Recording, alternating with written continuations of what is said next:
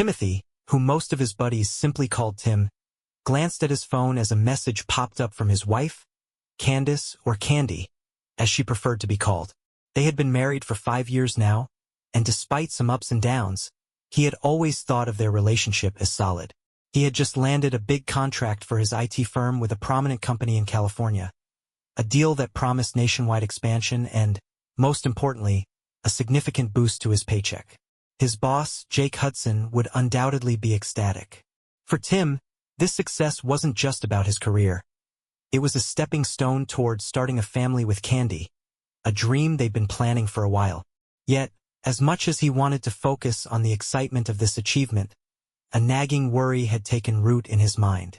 It had all started after the camping trip he and Candy went on with Jake about a week earlier. Ever since they returned, Candy's demeanor had shifted in ways Tim couldn't ignore.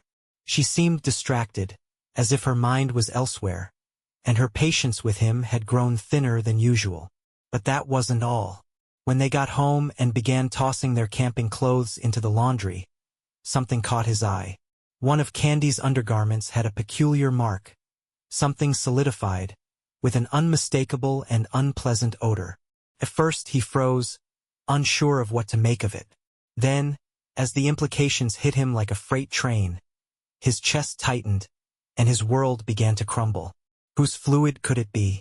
The thought tormented him, and he vowed to uncover the truth.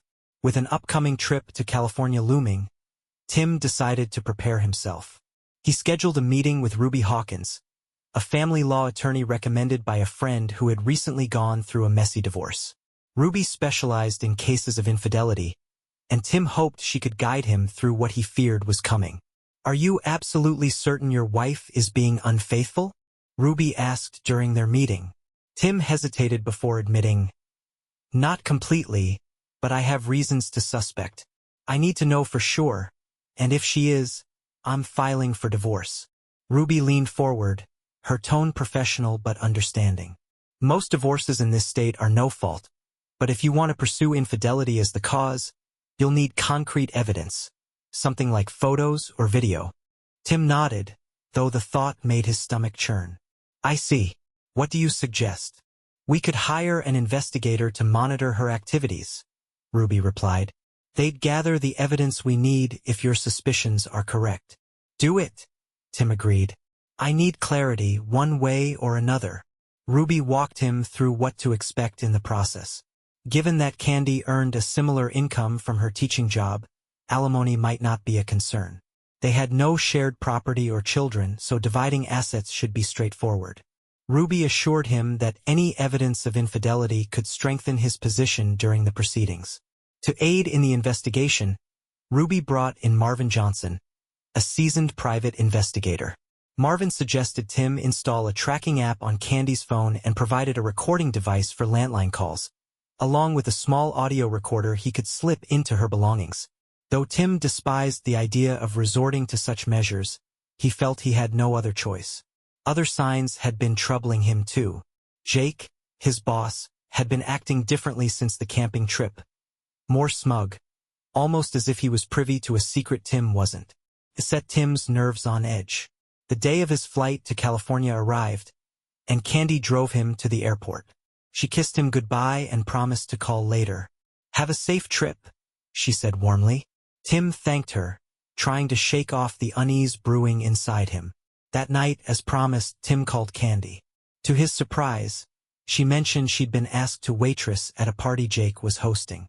Apparently, one of the staff had fallen ill, and Jake offered her $150 to fill in. Candy assured Tim it was just a one-time favor and would be helpful since she wasn't scheduled to return to work for a couple of weeks. Though he tried to mask it, Tim couldn't shake his discomfort. Why hadn't Jake mentioned this to him directly? Candy dismissed his concerns, saying it was no big deal, and ended the call with a loving good night. But after the call, Tim's doubts only grew stronger. He reached out to Marvin, informing him of the situation. Marvin assured him they'd keep a close eye on Candy and report back. The next day, Tim tried calling Candy again, but her cell went straight to voicemail. He also tried the house phone only to hear the answering machine. Anxiety gnawed at him. Was she still at Jake's? His fears were confirmed later that afternoon when he received an email from Marvin. Candy spent the night at Jake Hudson's house and is still there, Marvin wrote. She was quite busy last night. Attached are a few photos. Fair warning, they're graphic. Tim's heart pounded as he opened the attachments. The images hit him like a gut punch. There was Candy, his wife of 5 years, engaging in explicit acts. Not just with Jake but also with others he once considered friends. One photo showed her sprawled on the floor, her expression dazed. His hands trembled, and tears blurred his vision. Overwhelmed, Tim tried calling Candy's phone again, but it still went to voicemail. He didn't bother leaving a message. Instead, he found himself at the hotel bar, nursing a drink and wondering how everything had gone so wrong. The next morning, he checked the tracker, which confirmed that Candy's phone was still at Jake's house. Another email from Marvin arrived, containing more photos and details. This time, they included Jake's son, Mike, and other men Tim didn't recognize. These were people Tim had trusted once. With his business in California wrapped up, Tim caught an earlier flight home. When he arrived, he noticed Candy's car was gone, but the tracker showed her phone was still at Jake's. Steeling himself, Tim entered the house, changed his clothes, and immediately called Ruby's office. Tim called Ruby's office and was relieved to hear from the receptionist that she was available for a meeting that afternoon. After hanging up, he decided to try calling Candy's cell. To his surprise, she picked up, her voice breathless as though she had been running or caught off guard. "Where are you?" Tim asked directly, his tone sharp. "I'm at home," she replied quickly. "Just catching up on some things." Tim froze for a moment, stunned by the blatant lie. He knew for certain she wasn't at home. Keeping his composure, he informed her, "I'm back from California. Finished early. I'm on my way home now." Candy's voice instantly shifted, sounding enthusiastic. "That's great news. I can pick you up at the airport if you'd like." Tim shook his head, even though she couldn't see him. "No need," he said curtly. "I'll grab a taxi."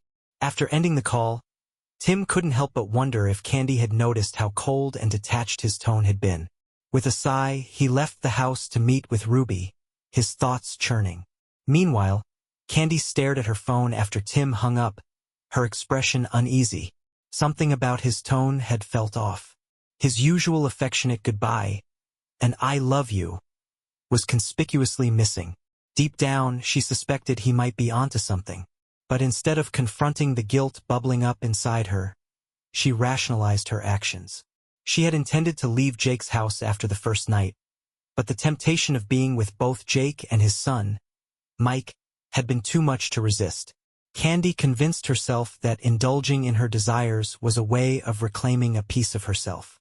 She reasoned that once her teaching schedule resumed, everything would return to normal, and Tim would remain blissfully unaware. For now, she allowed herself to stay another day and another night. The next morning, while Jake left briefly for work, Mike kept her company, organizing yet another encounter.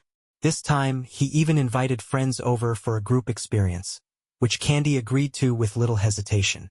When Jake returned, finding her in bed with Mike, he joined without hesitation, laughing off the scene as if it were routine. At one point, Jake joked, "We should arrange for Tim to be out of town more often." Candy, still catching her breath, reminded him, "I won't have much free time once classes start again. I can't take any chances while Tim's around." Jake smirked. "Why not? Maybe he'd enjoy the idea of sharing you for a change."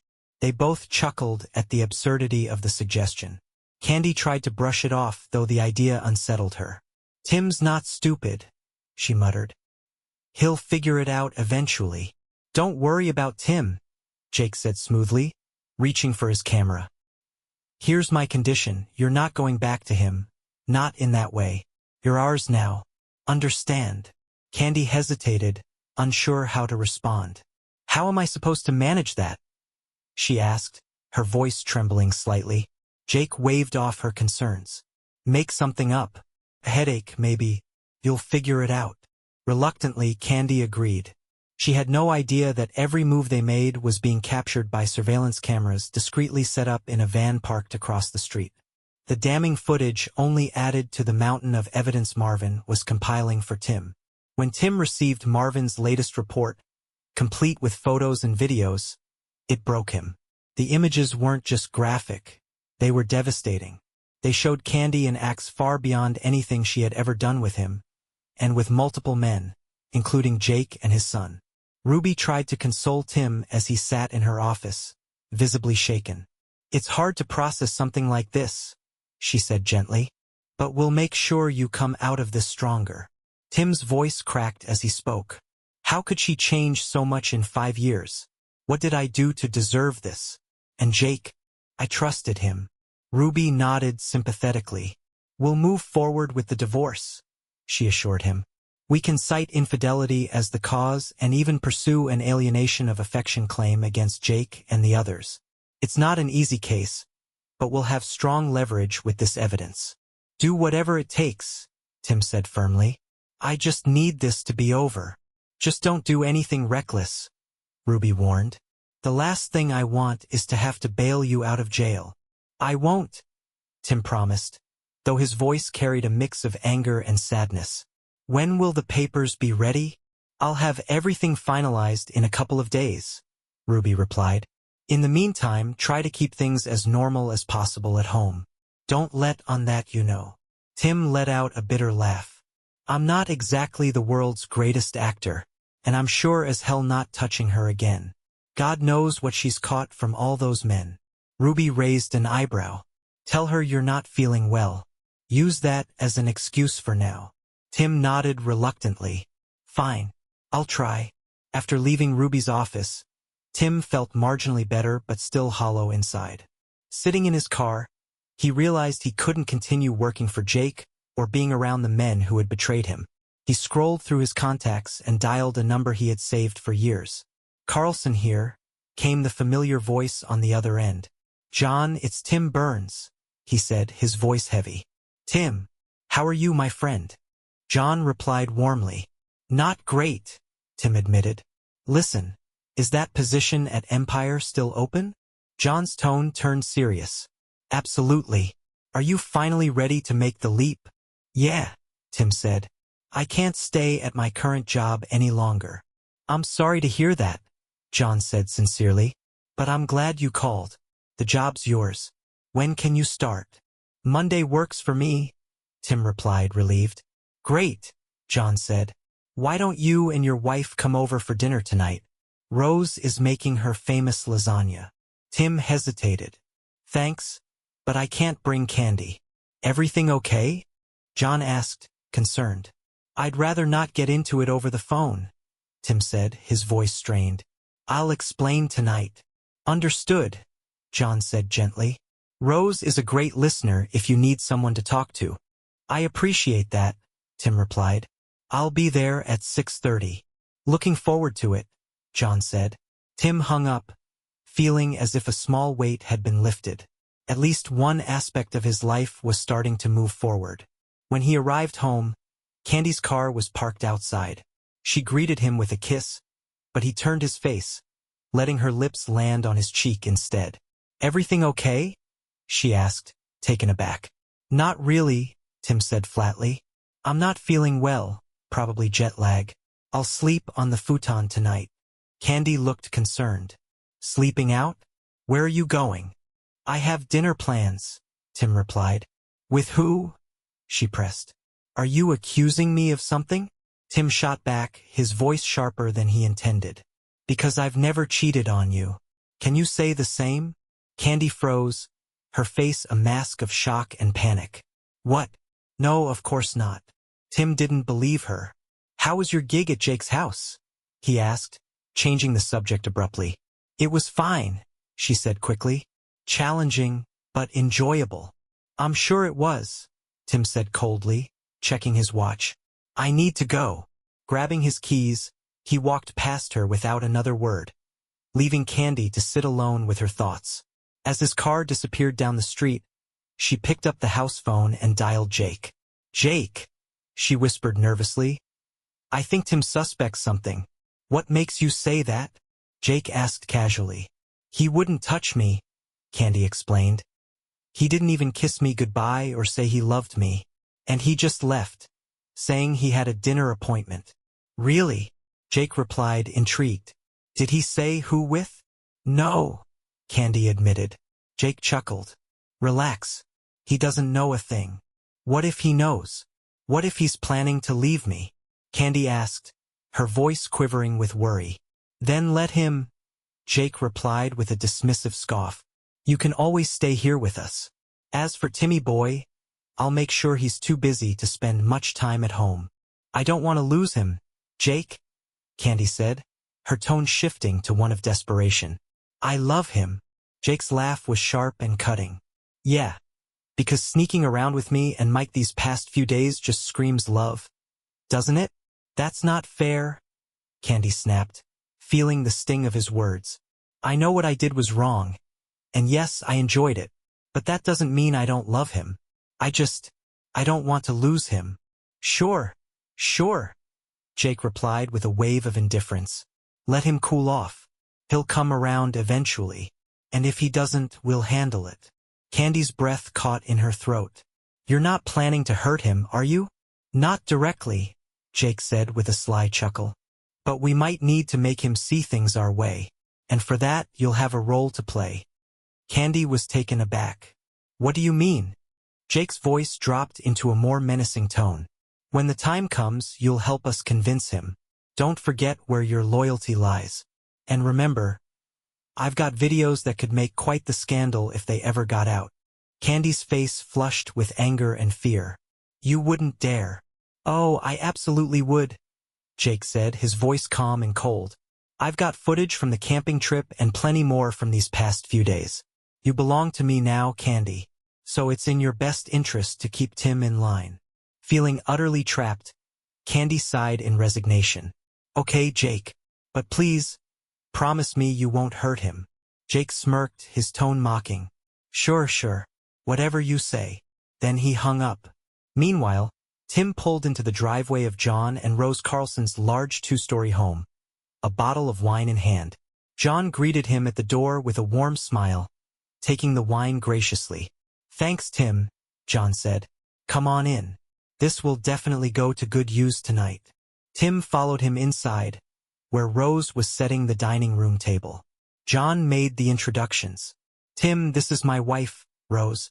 Rose, meet Tim Burns, our newest account representative. Rose extended her hand with a kind smile. It's a pleasure to meet you, Tim. The pleasure's mine, Mrs. Carlson, Tim replied politely. Oh, please call me Rose, she insisted with a chuckle. Mrs. Carlson sounds far too formal. As they sat down, Rose served generous portions of her homemade lasagna while John poured the wine. Tim took a bite and couldn't help but praise the meal. This is the best lasagna I've ever had. Rose beamed. I'm glad you enjoyed it. It's one of my specialties. After some light conversation, John's tone became more serious. Tim, I hope you don't mind me asking, but why the sudden departure from Jake's company? Did something happen? Tim hesitated for a moment, collecting his thoughts. Yeah, something happened, he said, his voice heavy. Then, with a deep breath, he recounted the events that had led him to leave his job and file for divorce. That's tough, John said sympathetically. I've been through something similar, though under different circumstances. What's your plan now? Aside from the new job? Rose asked gently. I've consulted a lawyer, Tim explained. We're moving forward with the divorce. My attorney says it'll likely be an even split. Rose nodded thoughtfully. Have you considered counseling? It might help you process everything. Tim sighed. I don't think counseling can fix what's happened. It's like Candy's turned into a completely different person. Someone I don't even recognize. I understand, Rose said softly, but counseling could still help you cope, even if it's just for yourself. John chimed in, his tone encouraging. Rose is one of the best in the field, Tim. She helped me through a really tough time, and I think she could do the same for you. Tim managed a small smile. I appreciate that. I'll think about it. Rose smiled warmly. Whenever you're ready, Tim, I'd be happy to help. We could start with an hour a week. How does that sound? After a moment of consideration, Tim nodded. All right, I'll give it a try. Good decision, John said, clapping him on the shoulder. We'll work out a schedule that fits. After dinner, John led Tim to his home office to discuss the details of his new role. Over the next 2 hours, they hashed out the terms of Tim's position. By the end of the meeting, Tim felt a renewed sense of purpose, as though he was beginning to reclaim his life. When Tim arrived home around 10 p.m., he noticed the lights were still on. Taking a deep breath, he stepped inside and found Candy sitting on the couch. How was your meeting? She asked, her tone casual. Fine, Tim replied shortly. Now, if you'll excuse me, I'm going to bed. Good night. Without waiting for a response, he headed to the second bedroom where his computer was set up. As he began undressing, Candy appeared in the doorway. Are you sleeping in here now? She asked, her voice tinged with confusion. Yes, Tim said simply. I'm still not feeling great, so I'll take the futon. Candy hesitated. Oh, I was hoping we could spend some time together. You've been gone for 3 days. Tim shook his head. Not tonight. I'm not up for it. Maybe tomorrow? She offered, her voice soft. We'll see, he replied, avoiding her gaze. The idea of being close to her was unbearable. Candy nodded reluctantly and turned away, her mind racing. Did he know? Could he have found out? She tried to reassure herself that it was impossible. The next morning, Tim woke early, brewed coffee, and prepared his resignation letter. Spotting Candy's purse on the kitchen counter, he retrieved the audio recorder and downloaded the previous day's phone conversation. Without saying goodbye, he left the apartment.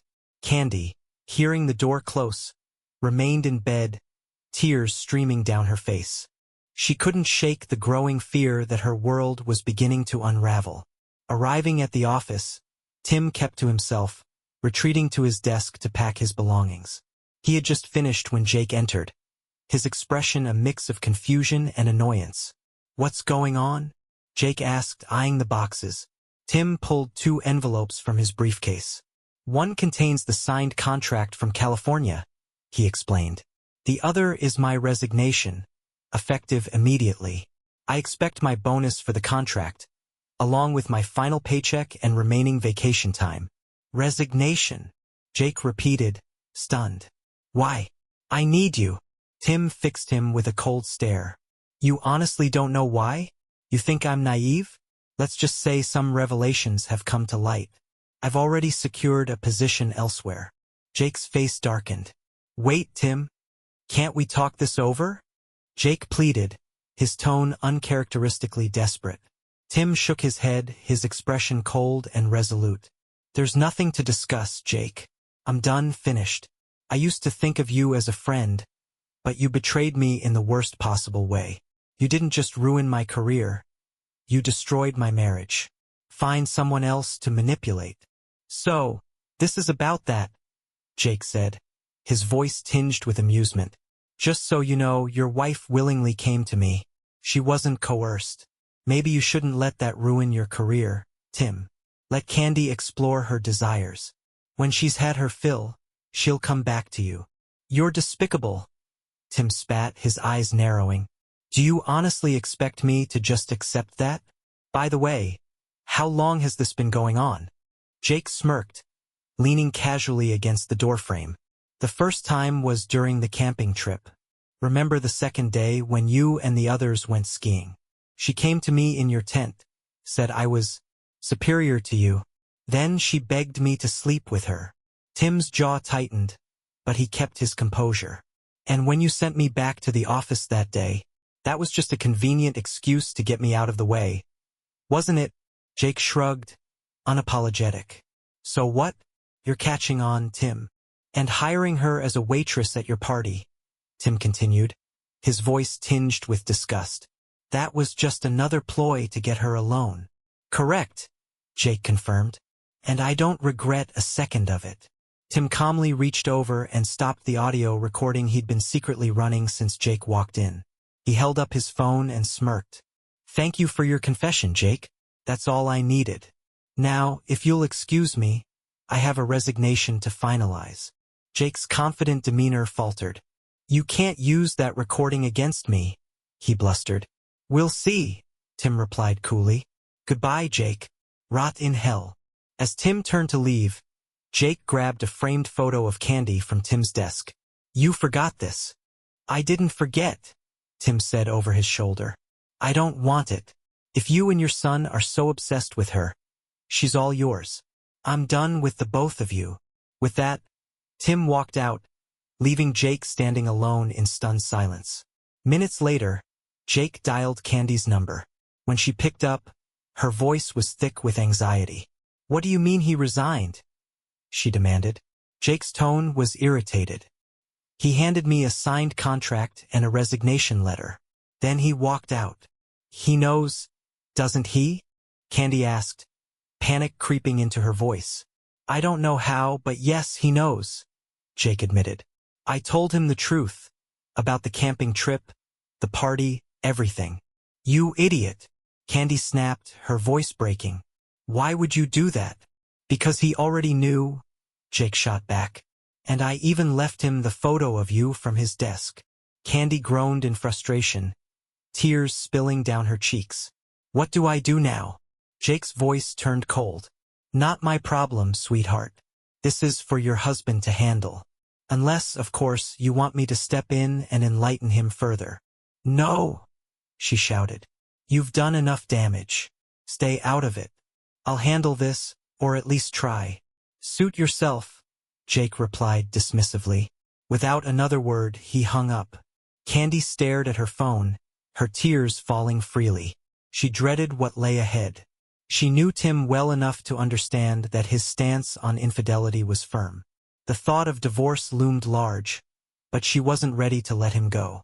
Sinking onto the couch, she buried her face in her hands, sobbing over the choices that had led her here. A short while later, Tim arrived home. Seeing Candy's car in the driveway, he scanned for Jake's vehicle but found none. Carrying a box and his briefcase, he stepped inside. Candy was still on the couch, her tear-streaked face a testament to her inner turmoil. Tim ignored her completely and went straight to his office, locking the door behind him. He powered up his computer and retrieved a voice recording of Candy's earlier phone conversation with Jake. Without hesitation, he forwarded the audio file to Ruby, his lawyer. Moments later, Ruby answered his call. Tim, she greeted. I just received your latest email. I'm filing the paperwork now.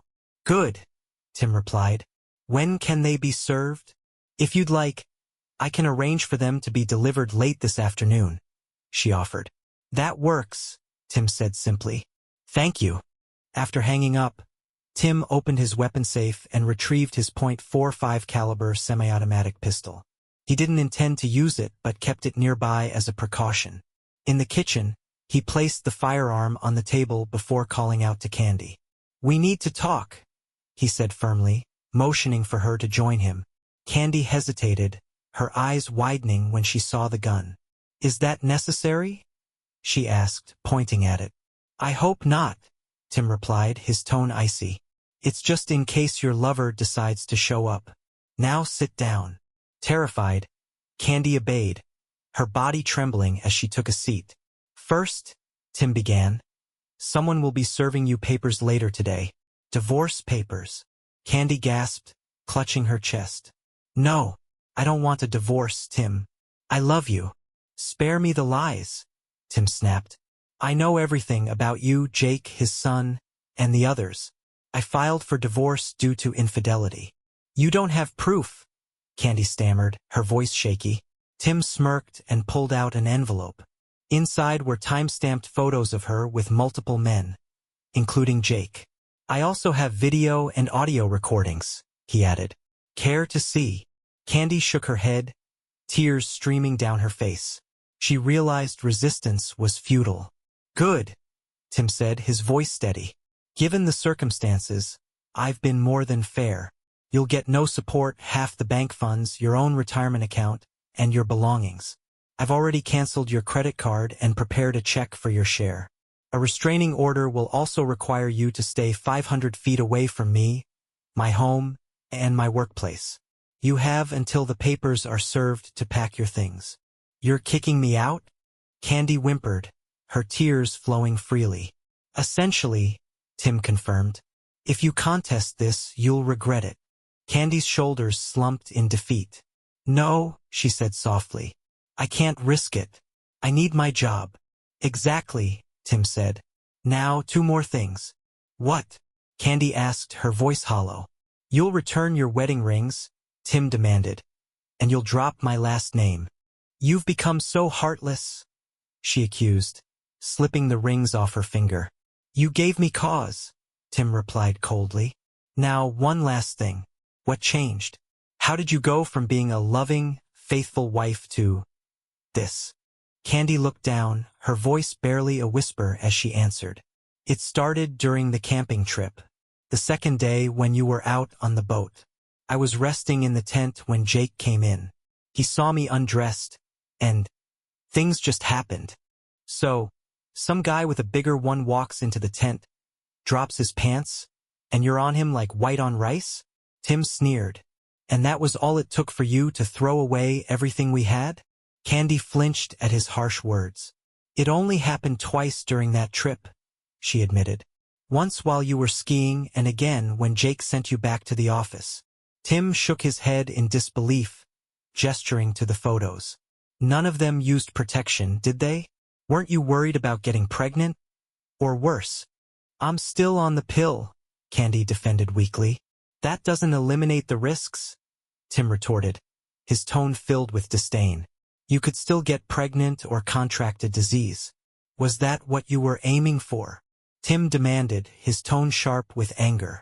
Oh God, no, Candy insisted, shaking her head fervently. I wasn't thinking. I never wanted that.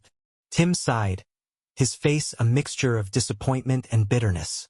You know, in all the years we've been together, I've been hit on by plenty of women. Women who, frankly, look much better than you. But I turned them all down. I believed I had a loyal, loving wife waiting for me at home. Someone I'd never betray. And yet, you didn't even stop to consider the consequences of your actions. You didn't care about my feelings. All that mattered to you was your own pleasure. I hope it was worth it. Candy's tears flowed freely now as she pleaded. Tim, please, can't we get counseling? I swear I'll never do anything like this again. Please, can't you forgive me? Tim's expression hardened, his eyes cold as ice. I will never forgive you for what you've done. From the moment Jake dropped his pants and you willingly betrayed me, you destroyed everything we had. That kind of betrayal, it's unforgivable. But don't you love me enough to work through this? She asked, desperation dripping from her voice. No, Tim replied, shaking his head. Right now, I can't even stand to look at you. The sooner you're out of my life, the better. Start packing. Anything you leave behind will be thrown out or donated. Sobbing uncontrollably, Candy stood and went to the master bedroom to begin packing. Tim remained seated, watching in silence as she emerged periodically with bags filled with her belongings. At one point, she stopped and looked at him. Can you at least help me carry these to my car? She asked, her voice trembling. Nope, Tim said flatly. You're on your own. Remember, anything left behind is getting tossed or donated. Candy sighed and carried the bags to her car, returning several times until it was full. I can't fit anything else, she admitted, her voice breaking. Can I come back for the rest later? No, Tim said firmly. You won't be allowed back. If you want, your parents can come and collect the rest. Otherwise, I'll hold off disposing of it for a few days. Thank you, she whispered, her tone hollow.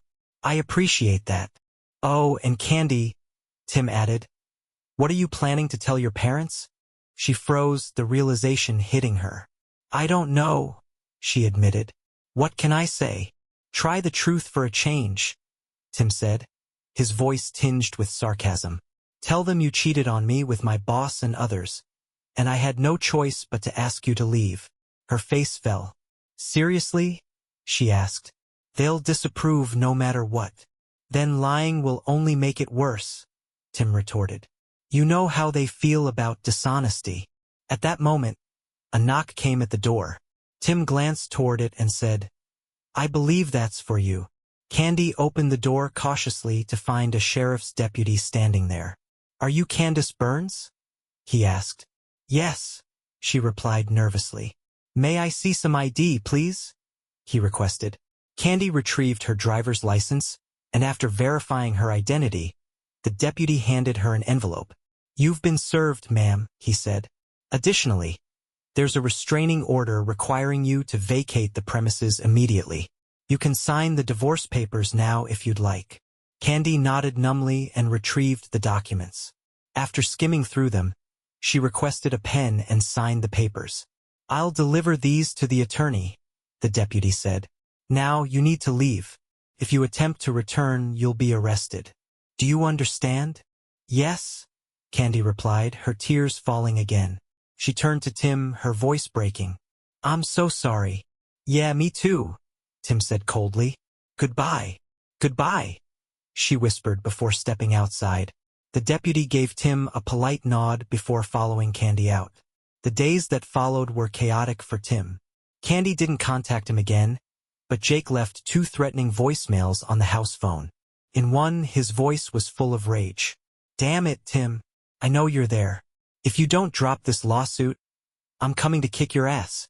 Tim smirked as he saved the voicemail and forwarded it to Ruby, who promptly contacted the local sheriff's department. Meanwhile, Candy's parents called, requesting to pick up her remaining belongings. "Sure," Tim said, "but she can't be with you. There's a restraining order against her." "Understood," George, Candy's father, replied with a sigh. When George and Candy's mother, Bernice, arrived, they packed the rest of her belongings. Before leaving, Bernice approached Tim. "Tim, she made a mistake. Can't you forgive her and take her back? She loves you." Tim's expression didn't soften. "What exactly did she tell you, Bernice?" "She admitted she messed up with your boss," Bernice replied hesitantly. "That's all we know." Tim retrieved an envelope containing the photos and SD cards, handing them over. As Bernice and George looked through the evidence, their faces turned pale. "I had no idea it was this bad," Bernice said, her voice trembling. "I'm so sorry, Tim. I don't blame you." George's expression darkened with anger. "I'm going to have a serious talk with her. This is unacceptable." "I haven't done anything else with the photos yet," Tim said, "but I warned her not to contest the divorce." Bernice and George finished packing the belongings and left after giving Tim a warm hug. "Take care of yourself, Tim," Bernice said softly. Later that evening, as Tim watched TV, a knock at the door startled him. Peering through the peephole, he saw Jake, Mike, and 2 former colleagues standing outside. He retrieved his pistol from the safe, called emergency services, and held the firearm behind his back as he opened the door slightly. "We're going to make you pay for this," Jake threatened, his tone menacing. Tim revealed the weapon, pointing it directly at Jake. "You really want to test me?" he asked, his voice calm but firm. "Just so you know, I've already called the police. If you're still here when they arrive, you'll be arrested for violating the restraining order." Jake faltered, but one of the men stepped forward, urging caution. "Jake, he's serious." Before anyone could respond, the sound of sirens filled the air, and red and blue lights flashed outside. Jake turned to leave, but it was too late. 2 uniformed officers approached the door. "Sir, put the weapon down," one officer instructed. Tim complied, placing the pistol on the kitchen counter. "These men forcibly entered my apartment," he explained. "They're violating a restraining order." "Do you have a copy of the order?" the other officer asked. "Yes, I do," Tim said, retrieving it from the counter and handing it over. The officer examined the document before turning to the intruders. "Turn around and place your hands behind your backs," he ordered. Jake and the others glared at Tim as they were handcuffed and read their rights. Once the situation was under control, the officer turned back to Tim. "Do you have a license for the firearm?" "Yes, sir," Tim replied, showing his license and NRA firearms training card. The officer nodded in approval. "Just be cautious with it," he advised. "I understand," Tim said. "Thank you." Over the next 3 months, Tim's life began to stabilize. His new job at Empire was far more fulfilling than his previous one under Jake's management. Weekly counseling sessions with Rose helped him work through his trust and anger issues, and he found solace in a new fitness routine, going to the gym 3 times a week and enrolling in martial arts classes. Slowly but surely, Tim was reclaiming his life. Tim's martial arts classes were more than just a way to stay fit. They became a source of mental discipline and focus. Alongside this, he adopted a diet and exercise regimen recommended by Rose, which helped him maintain both his physical and emotional health. The divorce proceedings moved smoothly, largely because Candy chose not to contest them. However, the alienation of affection lawsuits proved more challenging. As Ruby had predicted, 2 of the cases were dismissed, but the lawsuit against Jake took an unexpected turn. When the judge reviewed the evidence and financial disclosures, he ruled decisively in Tim's favor.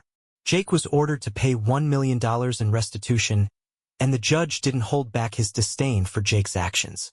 "Mr. Hudson," the judge began sternly, "your conduct in this matter is utterly reprehensible. Not only did you exploit a man who considered you a friend, but you also abused your authority as his employer to deliberately ruin his marriage and family. Furthermore, you repeatedly violated a restraining order against you. Therefore, I rule in favor of the plaintiff and order you to pay restitution in the amount of $1 million. Jake's lawyer, Mr. Winthrop, quickly interjected. "Your Honor, this ruling is highly irregular." The judge cut him off. "Mr. Winthrop, what this court finds irregular is your client's despicable behavior.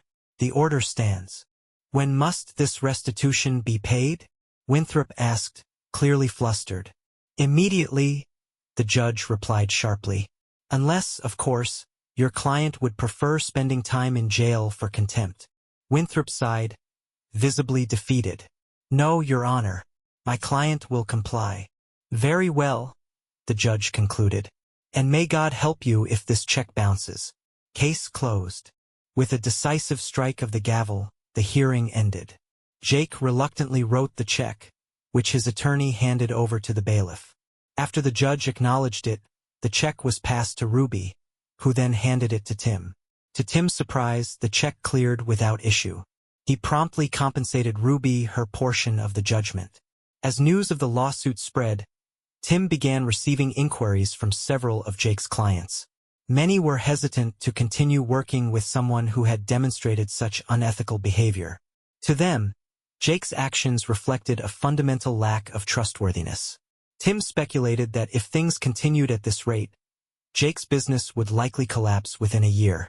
Despite the newfound interest from women at his new job, Tim refrained from dating. He considered himself married until the divorce decree was officially granted. Only after that would he entertain the idea of pursuing a new relationship. When the final decree arrived, Tim celebrated modestly with his colleagues. They even surprised him with a lap dance from a particularly curvy stripper, an event that left him laughing for the first time in months. A couple of months after the divorce was finalized, Tim received an unexpected call from Candy's mother, Bernice. "Tim, it's Bernice. Can we talk for a few minutes?" she asked. "Of course, Bernice," Tim replied. "What's on your mind?" "It's about Candy," she said hesitantly.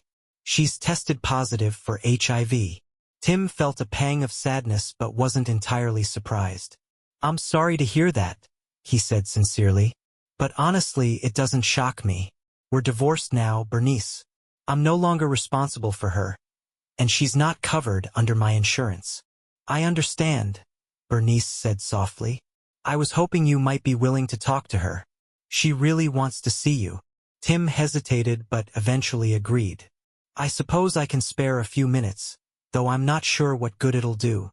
"Thank you, Tim," Bernice said, her gratitude evident. When Tim arrived at Bernice and George's house, he was taken aback by Candy's appearance. She looked frail and gaunt, a shadow of the woman he had once known. As she tried to approach him, Tim gestured for her to remain seated. With a heavy heart, she complied and invited him to sit on the couch. "You're looking well," Candy remarked, her voice weak but sincere. "Better than I remembered." "Things have been good," Tim replied evenly. New job, new friends, and a fresh perspective on life. How about you? Not great at all, she admitted, her eyes downcast. You know about my HIV diagnosis? Yes, Tim confirmed. Your mother told me. I'm sorry to hear that, but frankly, I'm not surprised. Do you know when you contracted it? I believe it was during one of my encounters at Jake's, she said, her voice barely above a whisper. I engaged in unprotected sex with multiple partners that day. Does Jake know? Tim asked, his tone neutral. Candy shook her head. Not yet, but I'll have to tell him so he can get tested. I doubt he'll take it well. Probably not, Tim agreed. Candy hesitated, then spoke with uncharacteristic sincerity. Tim, I want to apologize to you one last time. I hope you can find it in your heart to forgive me for what I've done to you. I now understand the devastation my actions caused. I could have stopped at any point, but I didn't. I was selfish, letting my desires override my better judgment. Now I'm paying the price. Her voice broke as she continued. You were the best husband I could have ever asked for, and I squandered it all for something meaningless. I know you have every right to despise me, but I don't want to leave this world without your forgiveness. Tim listened carefully, his thoughts swirling. For the first time, she was fully taking responsibility for her actions and acknowledging the pain she had caused. His sessions with Rose echoed in his mind. Grudges wouldn't help him move forward. After a long pause, Tim finally nodded. All right, Candy, he said softly. I forgive you. Tears streamed down her face as she sobbed quietly. Thank you, Tim. That means more to me than you'll ever know. Tim considered embracing her but decided against it when she waved him away. Listen, she said through her tears. I want you to find a woman you can love and trust. Marry her, have children, and live the life you deserve. I'm done, I've ruined my chance. But you have your whole life ahead of you. You deserve to be happy, Candy said softly, her voice trembling. Thank you, Tim replied sincerely. I'll do my best. And if you ever just want to talk, let me know. Okay. Candy nodded, wiping away the tears streaking her cheeks. I will, Tim, she promised. Thank you for coming over and talking with me. I've missed you so much these past few months. I've missed the woman I married, Tim said, his tone calm but distant. How are things with Jake and Mike, by the way? Candy let out a bitter sigh. Not good, she admitted.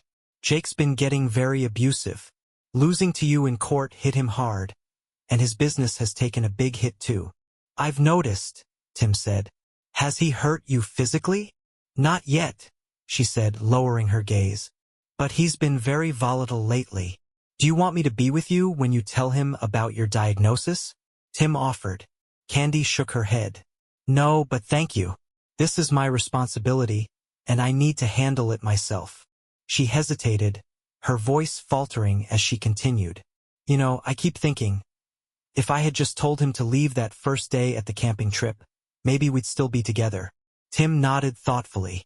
That's possible, he conceded. But honestly, I think it would have happened eventually. Jake had been after you for a while.